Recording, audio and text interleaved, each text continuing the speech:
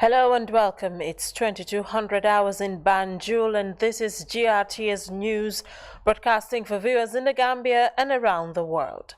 In our headlines this hour, a moment of solidarity with flood victims. His Excellency President Adama Barrow tours food-affected communities across the metropolis as government moves to initiate viable solutions to mitigate the impact of torrential rains. Vice President Badru Joof visits disaster hotspots in the Kanifing municipality and West Coast amid days of unstopping rain flooding homes and towns in most parts of the inner city Gambia. And the Ministry of Health launches a new digital birth certificate and national insurance initiative aimed at digitizing health sector records through data archiving.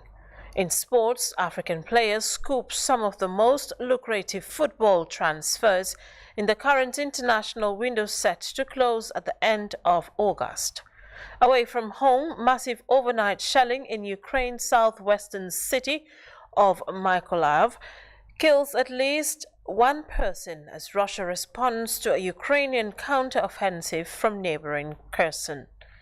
Elsewhere, the first shipment of Ukrainian grain leaves the port of Odessa on Monday for Lebanon following a deal struck between Ukraine and Russia earlier last week. Well, viewers, that's the top of the news and much more coming ahead with me, Mary Ann Jai Ajayi. And thank you for joining us.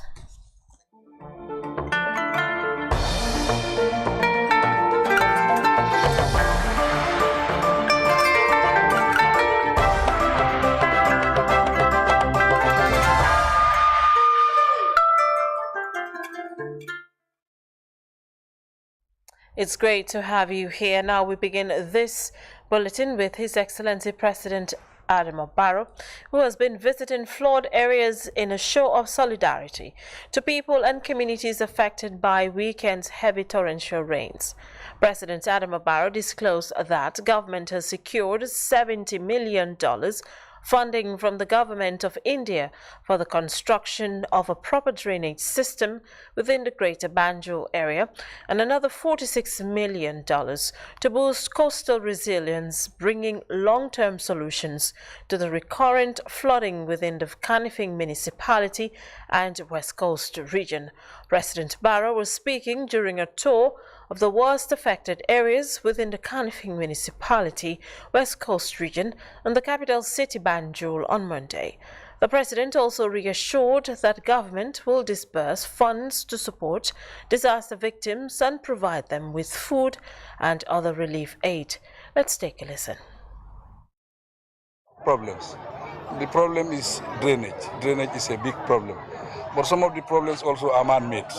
You know, one thing we have to accept climate change. Climate change is real, and we have to adapt to climate change. How do we do that? As a government, we are the one doing the policies. We have to be strict with our government policies to make sure that when you are settling in any part of these areas, government physical planning must look at the area and definitely assess it and pass it and approve the construction that will happen there. But immediately, we have seen some of the problems. We know there are problems that must be solved immediately. By tomorrow, we will sit down together.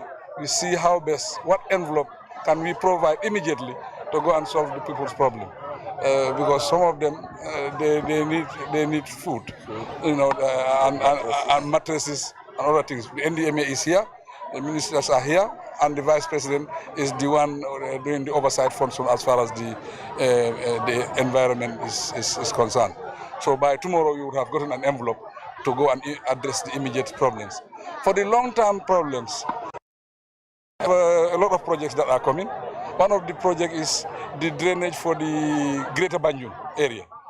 That drainage, it is costed, it is about $70 million. $70 million to address the drainage problem in the Greater Banjul area. Already, we have the project, and we have already submitted the project to the Indian government, because we have a line of credit with the Indian government that is about $200 million.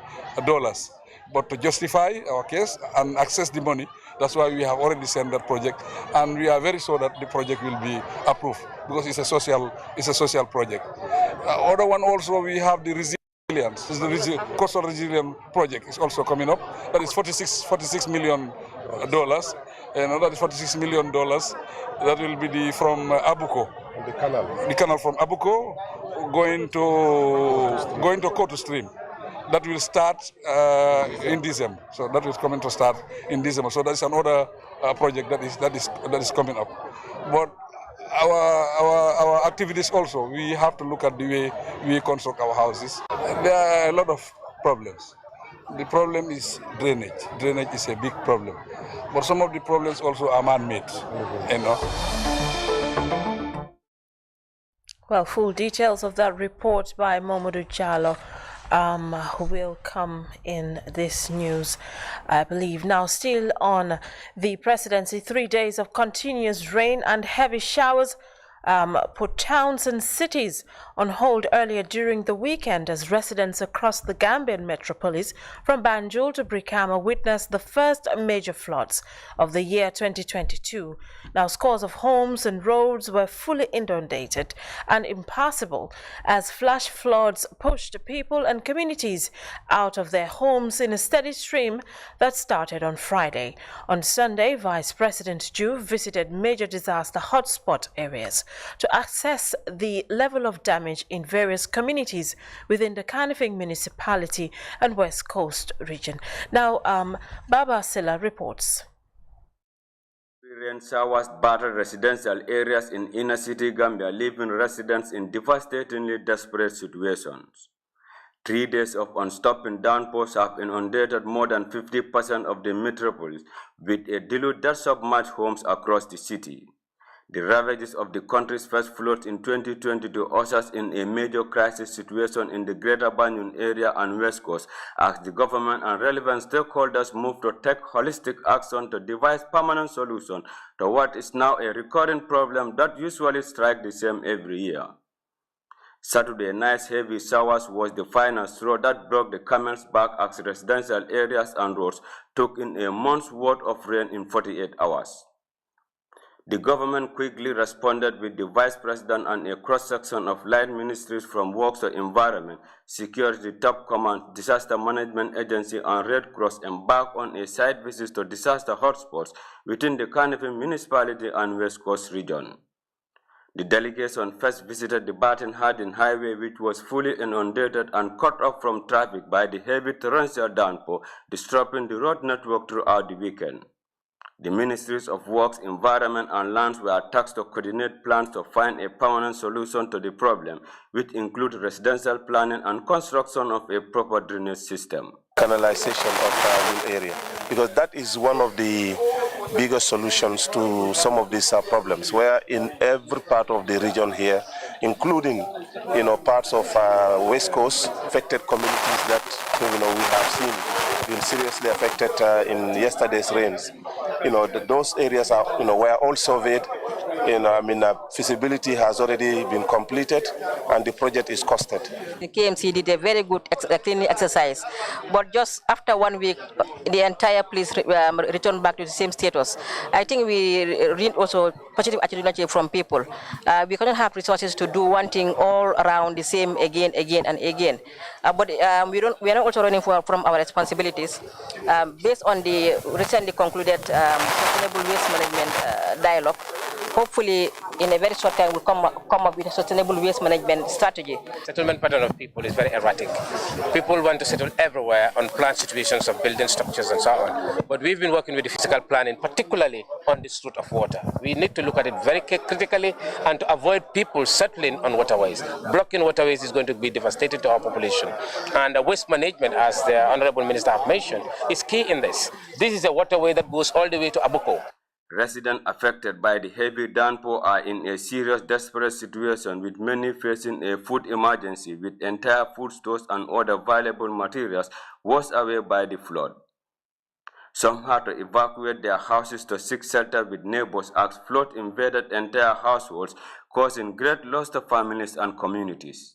The towns visited by the delegation include Bakote, Brikama, Sukuta, Nema, Labakore, and the bridge between Kotu and Fajara, which was totally submerged by floods, causing great havoc to motorists. Disheartened by the magnitude of the disaster caused by heavy rain which lasted throughout the weekend, the Vice President outlined strategic plans being taken by the state to mitigate the impact of unprecedented floods. The municipality is determined to take this decision. Collectively, we will take this decision and sort it out once and for all. I hope in the next 2-3 years we will not come back here and visiting these things, so that by that time we would have resettled the people into this. We'll look at the legislative framework in order to prevent people doing that. And since this is an infrastructural issue also, the Minister for Transport, they will have to look at things in a more holistic manner in the medium to the long term, how to address this issue. According to Vice President Badara Diouf, Cabinet will convene an emergency meeting to discuss the situation and initiate viable solutions to avoid such a scenario in the future. Bawasila, GRTS.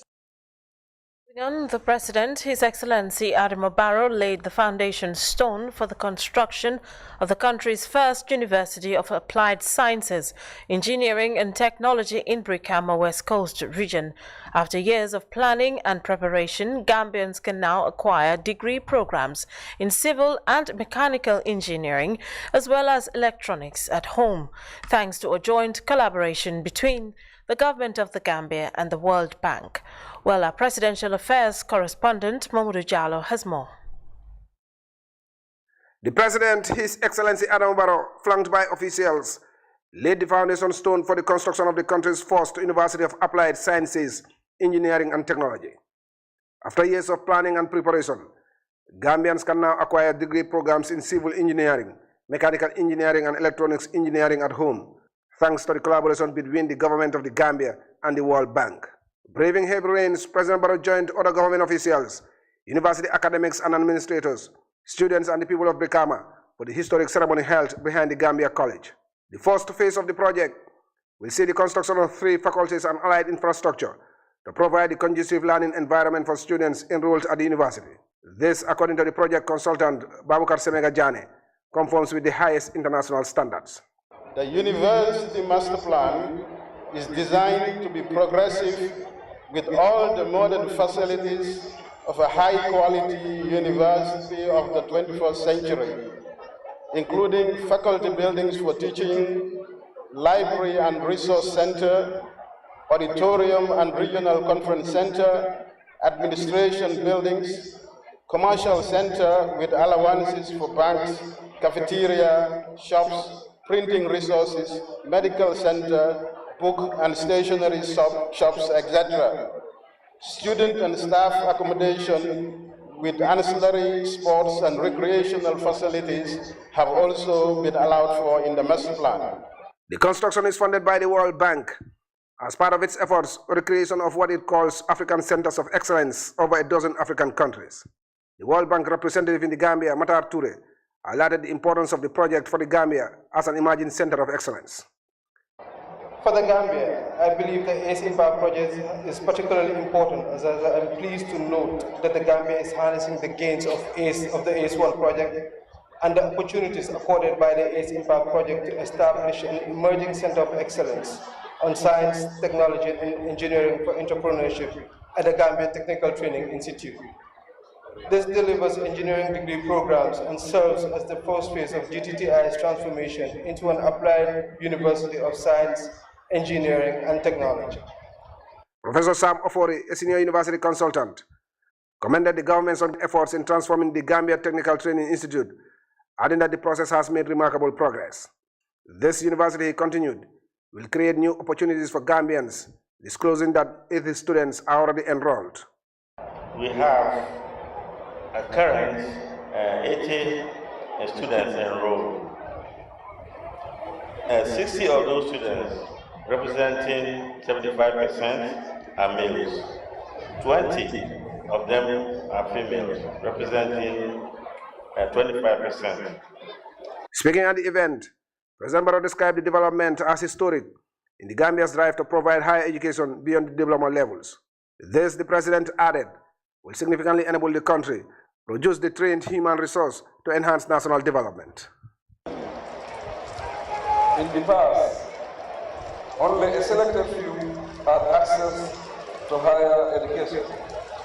However, through the National Qualifications Framework, the education system now provides pathways that allow students from grade 9 to choose careers in technical vocational education and training TVET and other educational programs. Expanding such opportunities has made it necessary to establish a university system in the applied sciences, engineering, and technology, hence the significance of the occasion. From now on, students who choose to become engineers and architects can proceed beyond the higher national diploma HND level to pursue degree programs in engineering and related disciplines at UCSF.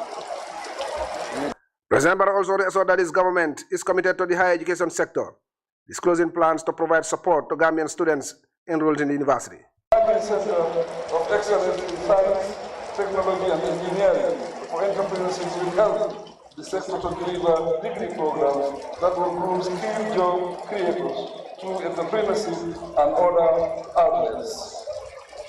Such ventures will avail the youth various openings to address our capacity challenges.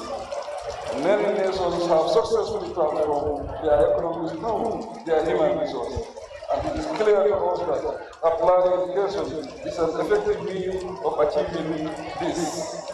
As a result, we cannot play harnessing education and training as development tools, nor can the people wait indefinitely for.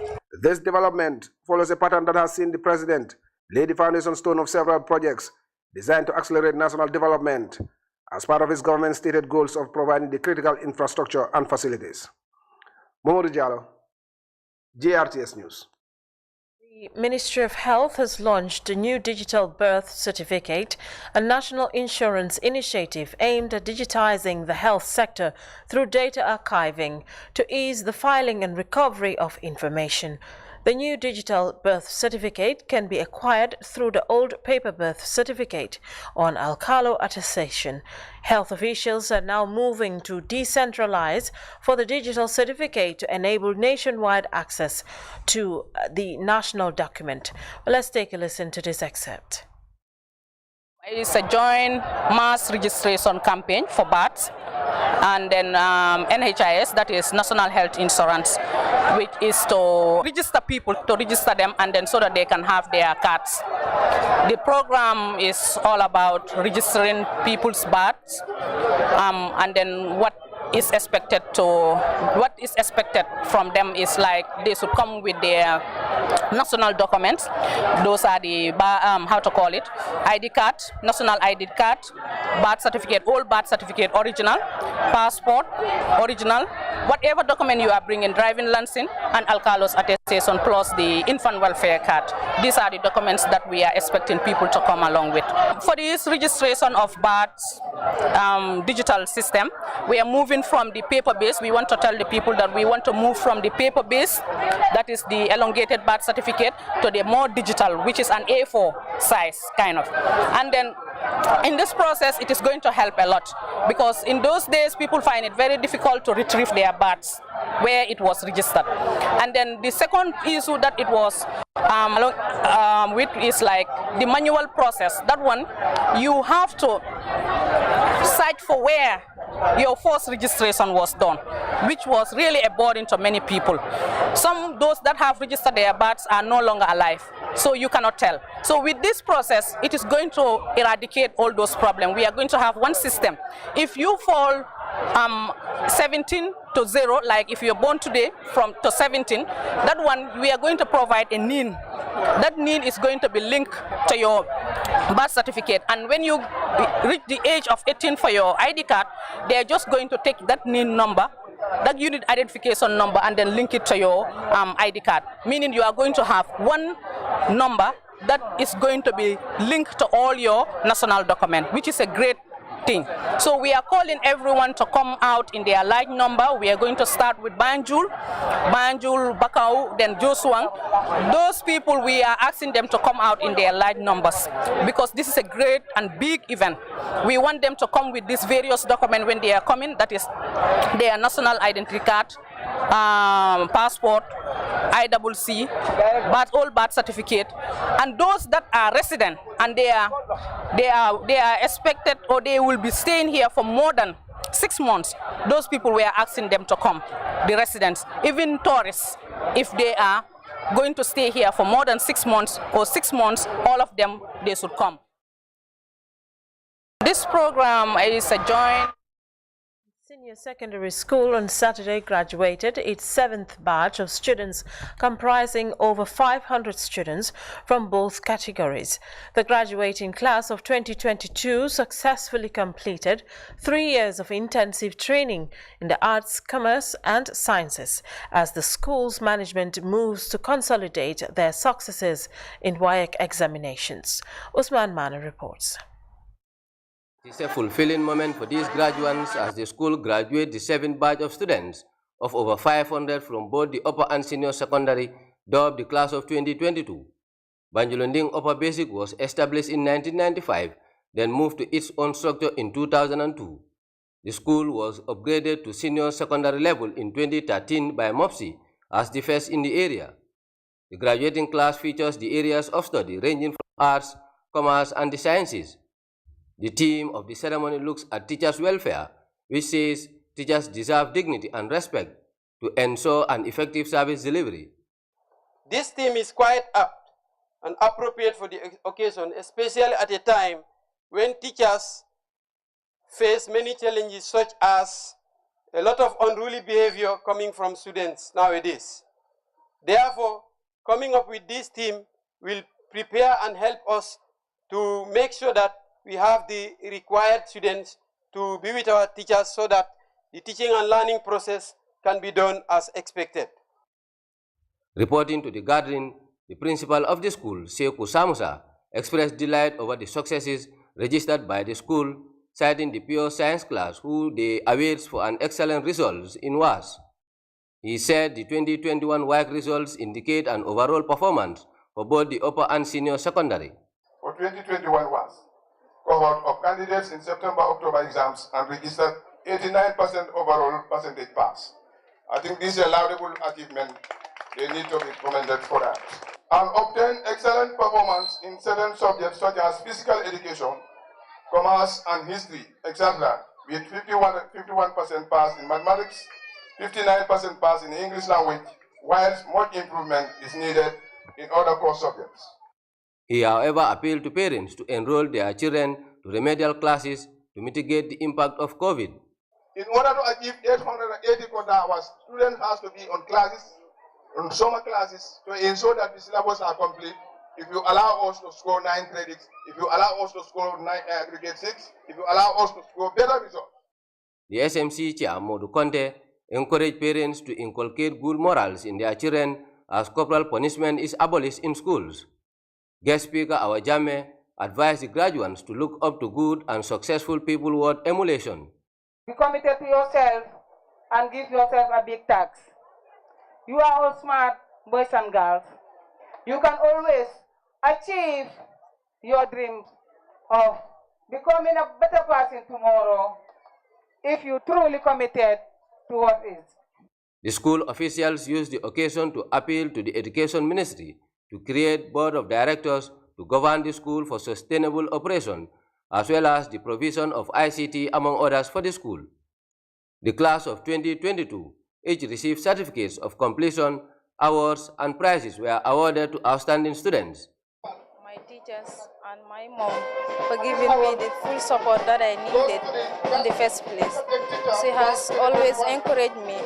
The ceremony was graced by educative poems and dramas by students depicting social vices affecting present-day families. Usman Mane, GRTS. Moving on, the Ahmadiyya Muslim Jamaat in the Gambia made a huge donation to rain and windstorm victims in the lower Badibu settlement of Njawara village on Tuesday. Heavy rains and windstorms in July last year destroyed many homes and properties in Njawara village, where 2 young men also died during devastating floods. Now, Ababa Silla reports. It is a fulfilling moment for these graduates as the school graduates the 7th batch of students of over 500. NGO Affairs Agency, Ministry of Lands, Regional Government informs all NGOs that are yet to regularize their status to report to the agency for status regularization. Failure to comply would result to deregistration of the NGO. The deadline for renewal is August 31st, 2022. All concerned NGOs are urged to comply. We'll take our first break now, and when we return, sports news is up next. Do stay with us.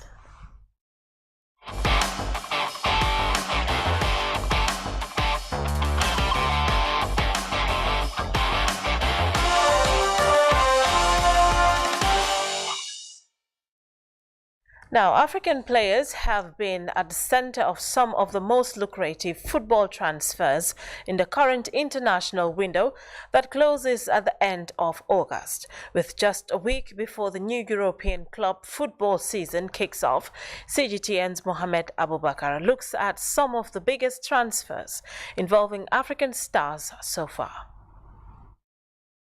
The 2022 summer transfer window has been busy, with a number of African players making big moves across Europe. The first high-profile transfer involved the just-crowned CAF African Player of the Year Sadio Mane of Senegal. After 6 years with English Premier League side Liverpool, winning the league title, Champions League and all English domestic cups, Mane opted for a new challenge in Germany, joining Bundesliga champions Bayern Munich. I chose Bayern Munich because, first of all, when they was really interested on me, and I speak with my agent, of course, and the project for me was the best, even though I had other offers, but for me, I think Bayern Munich is the right club and the right moment for me to move on and come here to do my best to help the team, of course, to win more trophies. Another Senegalese international to make a move across Europe is Teranga Lions captain Kalidou Koulibaly, who joined London-based club Chelsea from Napoli. Koulibaly made 307 appearances for the Italian club, winning 2 trophies and cementing his place among the top defenders in Italy. Ivorian international Franck Kessie is another African star to leave Italy in this window. The 25-year-old left AC Milan at the end of his contract in June after helping the Italian club win their first Serie A title in 11 years last season. When a coach like Xavi calls you, I must be very happy because it means that my work has been worthy. There are not many players who can say no to Barcelona. They play some of the best football in the world. I talked to Xavi and he let me know what my role within his team will be. I immediately made the choice to come here. There are more African stars that have made moves across Europe's top leagues, including Malian Yves Bissouma, who sealed a move from Brighton and Hove Albion to Antonio Conte's Tottenham Hotspur, while his compatriot Cheikh Doucouré made a switch from French side Lens to Crystal Palace in the English Premier League. Ajax duo Ivorian Sebastian Haller and Moroccan Noussair Mazraoui moved to German sides Dortmund and Bayern Munich respectively. Egyptian star Mohamed Salah was rumoured to leave Liverpool after contract extension talks with the club appeared to stall by the end of last season. However, on the 1st of July, the club announced that the mercurial forward had signed a long-term contract extension, putting an end to the lengthy saga over his future at the club. His new terms, in excess of $425,000 a week, make him the highest-paid player in the club's history and the highest-earning African footballer on the planet. Mohamed Abubakar, CGTN. In Ukraine, massive shelling overnight in the southwestern city of Mykolaiv has killed at least 1 person. Officials say the Russian strikes may be in response to a Ukrainian counter-offensive launched from neighboring Kherson. Moving on, the first shipment of Ukrainian grain to be shipped since a deal was struck between Ukraine and Russia left the port of Odessa on Monday morning, bound for Lebanon. The Sierra Leonean flagged cargo ship Razoni is the first ship to depart in line with an agreement reached with Russia on July 22nd. A statement from the United Nations said it was carrying more than 26,000 tons of corn. Other convoys are expected to follow, respecting the maritime corridor and other formalities in line with the deal. Ukraine and Russia signed the agreement brokered by the UN and Turkey, which is hoped will see grain exported from 3 Ukrainian Black Sea ports. The ship Razoni has left the port of Odessa, bound for Tripoli in Lebanon. It is expected in Istanbul on August 2nd. It will then continue its journey after it has been inspected in Istanbul, Turkey's defense ministry said in a statement on Monday. The spokesperson for the UN Secretary General, Antonio Guterres, wrote on Twitter that Guterres warmly welcomes the departure of the MV Razoni, the first commercial ship leaving Ukraine's port of Odessa since February 26, adding ensuring that existing grain and foodstuffs can move to global markets and is humanitarian imperative. Now, elsewhere in Nigeria is experiencing a massive rise in education tourism. This is amid an indefinite strike action that has left public universities shut for months. Students are now seeking options in the UK, Canada, and other countries where they can continue their studies. Let's take a look in this report. For Oluwatosin Ademuwagun, a Nigerian student, to exit the country. She's one of many relocating to the UK to further her education. That's after she got fed up with the incessant strikes and low employment opportunities for Nigerian graduates.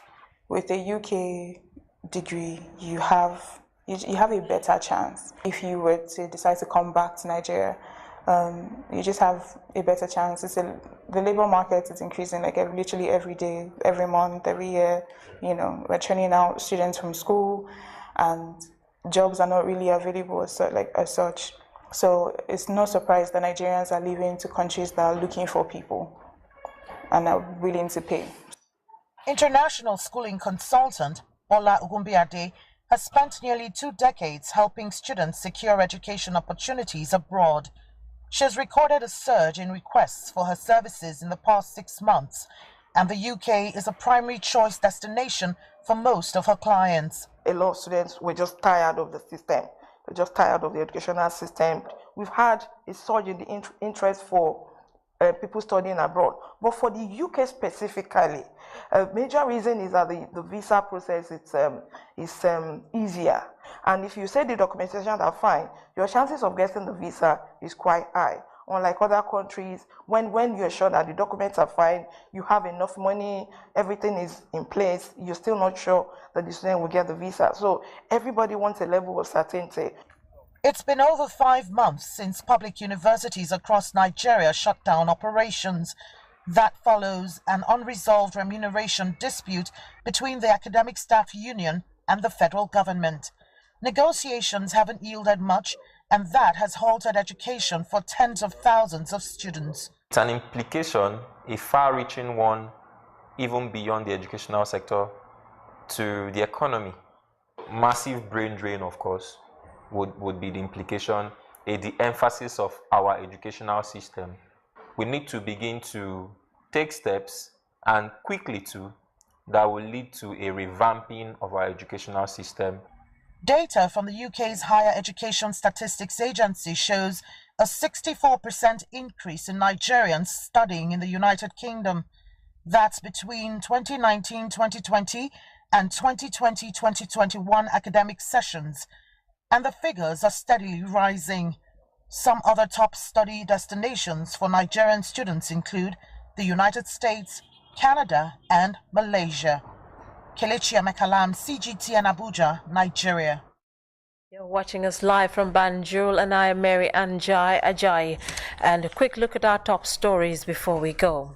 A moment of solidarity with flood victims. His Excellency President Adama Barrow toured flood-affected communities across the metropolis as government moves to initiate viable solutions to mitigate the impact of torrential rains. Vice President Badr Rajouf visited disaster-prone areas in the Kanifing municipality and West Coast amid days of unstopping rain flood homes and towns in most parts of inner city Gambia. And the Ministry of Health has launched a new digital birth certificate and national insurance initiative aimed at digitizing the health sector records through data archiving. In sports, African players scooped some of the most lucrative football transfers in the current international window set to close at the end of August. Away from home, massive overnight shelling in Ukraine's southwestern city of Mykolaiv kills at least one person as Russia responds to a Ukrainian counteroffensive from neighboring Kherson. Elsewhere, the first shipment of Ukrainian grain left the port of Odessa on Monday for Lebanon, following a deal struck between Ukraine and Russia earlier last week. Thank you for the pleasure of your company, and do stay with us for our interesting programs here on GRTS TV. Thank you for listening, and it's bye for now.